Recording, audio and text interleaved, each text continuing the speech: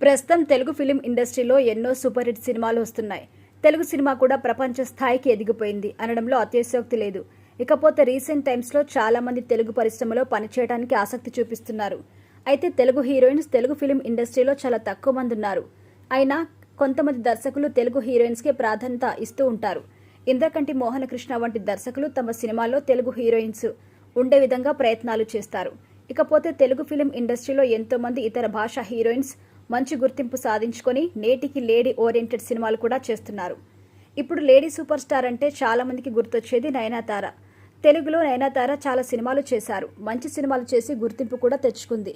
ఇక తర్వాతి కాలంలో నయనతార మెల్లమెల్లగా లేడీ ఓరియంటెడ్ సినిమాలు చేయడం మొదలుపెట్టారు. ఇక ప్రస్తుతం నయనతార క్రేజ్ ఏ రేంజ్లో ఉందో అందరికీ తెలుసు. అయితే కొంతమంది నయనతారని లేడీ సూపర్ స్టార్ అంటారు. వాస్తవానికి ఈ ట్యాగ్ ముందు విజయశాంతికి ఉండేది. ఆ టైంలో కర్తవ్యం, ప్రతిఘటన వంటి సినిమాల తర్వాత హీరో రేంజ్లో ఈమెకి గుర్తింపు తెచ్చాయి. ప్రతిఘటన సినిమా తర్వాత విజయశాంతి లేడీ సూపర్ స్టార్ అనే బిరుదు కూడా సంపాదించుకుంది. అయితే తాను సినిమాలకి కొద్ది కాలం గ్యాప్ ఇవ్వటం వల్ల కొందరు ఆ ట్యాగ్ అంకితం చేసుకున్నారు. ప్రస్తుతం నయనతార, సమంత, త్రిష వంటి హీరోయిన్స్ అంతా లేడీ ఓరియంటెడ్ సినిమాలు చేస్తున్నారు. అయితే ఈ ట్యాగ్ని కూడా కొంతమంది ఉపయోగించుకుంటున్నారు. దీనిపై విజయశాంతి స్పందించారు. ప్రతిఘటన సినిమా తర్వాత నాకు ఆ ట్యాగ్ వచ్చింది. ఇప్పుడు చాలా మంది దాన్ని వాడుకుంటున్నారు. నేనెప్పుడు వాళ్ళ గురించి రియాక్ట్ అవ్వలేదు. పాపం వాళ్ళు కూడా బతకాలి కదా అంటూ ఊరుకున్నాను అంటూ రీసెంట్గా ఇచ్చిన ఒక ఇంటర్వ్యూలో తెలిపారు విజయశాంతి.